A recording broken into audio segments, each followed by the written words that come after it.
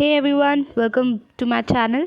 सो आज की इस वीडियो में मैं आपको प्रोवाइड कर रही हूँ क्लास 10th की ज्योग्राफी के चैप्टर नंबर 1 संसाधन और विकास के एनसीईआरटी क्वेश्चन आंसर्स के सॉल्यूशंस को, जो कि बहुत इंपॉर्टेंट है आपको करना। केवल आपको चैप्टर पढ़ लेने से और उसके नोट्स बना लेने से काम नहीं चलेगा, आपको क्वेश्चन आंसर्स भी उसकी प्रैक्टिस करनी होगी। ठीक है, तो देखो यहाँ पे सबसे पहले मैं आपको दिखा रही हूँ एनसीईआरटी के क्वेश्चन आंसर्स कितने हैं।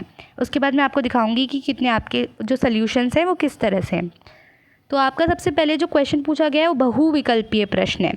इसमें आपके 5 क्वेश्चंस दिए हैं टोटल।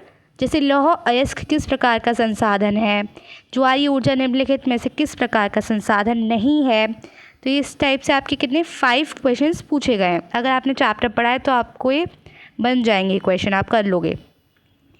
नेक्स्ट फिर सेकंड क्वेश्चन है आपका, निम्नलिखित प्रश्नों के उत्तर लगभग 30 शब्दों में दीजिए। ठीक है, तो 30 शब्दों में देना मतलब ये शॉर्ट आंसर टाइप क्वेश्चन आपके पूछे जा रहे हैं। यहाँ पे टोटल आपसे यहाँ पे 4 क्वेश्चंस पूछे हैं। एंड जो थर्ड क्वेश्चन पूछा है वो पूछा है निम्नलिखित प्रश्नों के उत्तर लगभग 120 शब्दों में दीजिए। मतलब आपसे क्या पूछा है, एक लॉन्ग आंसर टाइप क्वेश्चंस यहाँ पे आपसे पूछे गए हैं 2। भारत में भूमि उपयोग प्रारूप और प्रौद्योगिकी और आर्थिक विकास के कारण, ये सब आपसे पूछा गया है। तो अभी हम क्या करते हैं, उनके सॉल्यूशंस देखते हैं। ठीक है, अगर आपके पास एनसीईआरटी बुक नहीं है तो आप यहाँ से स्क्रीनशॉट ले लो, कोई बात नहीं, आप वीडियो को पॉज करके देख लेना। एंड देन आपका आता है सॉल्यूशंस की बारी। तो यहाँ पे सबसे पहले हमारा बहुविकल्पीय प्रश्न है। तो फर्स्ट आपका है लौह अयस्क किस प्रकार का संसाधन है।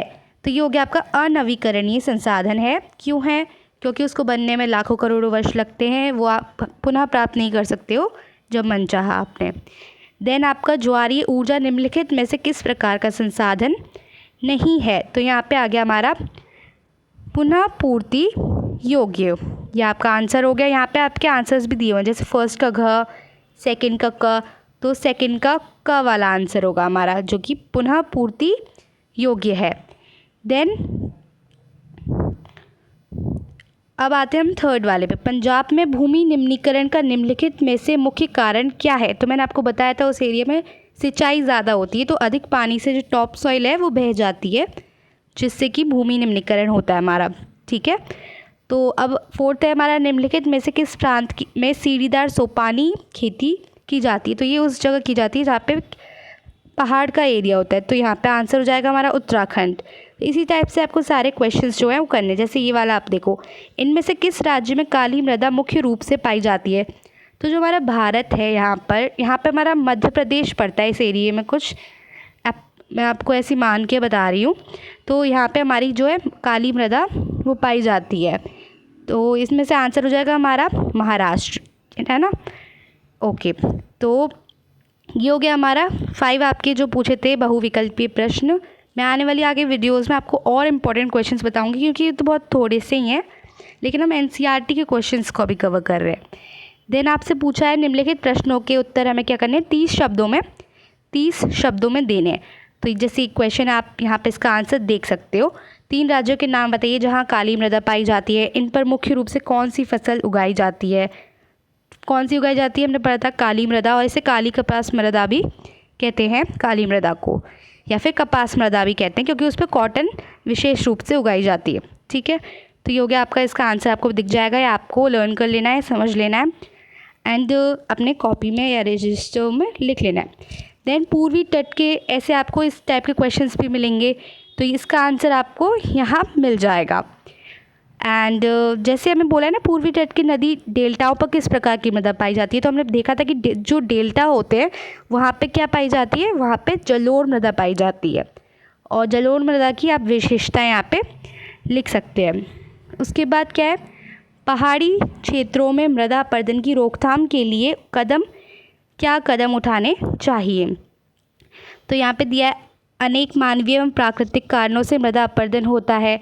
एंड देन यहाँ पे लिखा है कि क्या क्या हमें उपाय अपनाने चाहिए। तो आप ये वाले उपाय लिख सकते हो, या फिर आपको अदर कोई पता है तो आप वो भी लिख सकते हो। ठीक है, और पॉइंट्स में आंसर हमेशा देना होता है, कभी पैराग्राफ में नहीं देना होता है, क्योंकि जिससे बहुत सारा कन्फ्यूजन क्रिएट हो जाता है उससे। और जब आप पॉइंट्स में लिखते हो तो आपका जो क्वेश्चन है वो जो आंसर है वो प्रेजेंटेटिव लगता है, बहुत सुंदर भी लगता है, और फिर एग्जामिनर उसमें मार्क्स भी नहीं काटता आपके। एंड जो आपको फोर्थ क्वेश्चन है वो है जैव अजैव संसाधन क्या होते हैं, आपको बताने हैं। तो मैंने आपको बताया था जो जैव होते हैं उसमें जीवन व्याप्त होता है, लाइक ह्यूमन बींग्स हो गए, मानव हो गए, मनुष्य, जानवर हो गए, मछलियाँ हो गई, पेड़ पौधे हो गए, है ना। और जैव संसाधन जिनमें जीवन व्याप्त नहीं है, जैसे जल, खनिज, पहाड़, ये सब चीज़ें। तो आपको उदाहरण दे के बताना है, ठीक है। एंड देन फिर आपका क्वेश्चन आता है 120 शब्दों में आपको क्या करना है, आंसर देने। तो ये आपकी लॉन्ग आंसर टाइप क्वेश्चन आ गए, तो आप इसको भी यहाँ से लिख सकते हो। और ज़रूरी नहीं है आपको ये आंसर ये वाला ही लिखना है, आप अपने मन से अपनी तरह से बना के भी लिख सकते हो, ठीक है।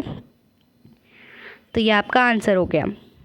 ये काफ़ी बड़ा आंसर है, कोई ज़रूरत नहीं इतना बड़ा लर्न करने की, आप अपनी तरफ से भी छोटा करके लिख सकते हो पॉइंट्स। देन आपका ये दूसरा क्वेश्चन पूछा है, तो आप इसका आंसर भी यहाँ पे देख सकते हो, दिया हुआ है, ठीक है। तो यहाँ पे इसके 2 पॉइंट्स और ये रहे इसी वाले आंसर के, जो सेकंड वाला आंसर था उसके, इस वाले आंसर के, ठीक है।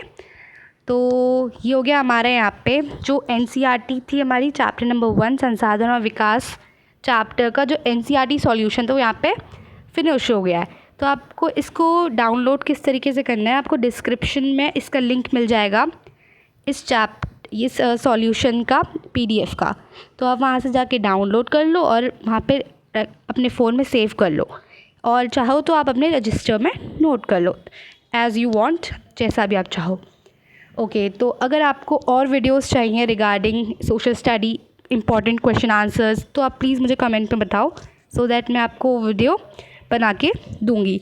And stay tuned always, because मैं आपको अभी इसके आगे इम्पॉर्टेंट जो होंगे आपके board exam point of view से, क्योंकि क्वेश्चन आंसर्स बहुत कम है, इनसे काम नहीं चलेगा, आपको और भी प्रैक्टिस करने पड़ेंगे। तो आपको क्या करना है वो भी मैं आपको प्रोवाइड करूँगी।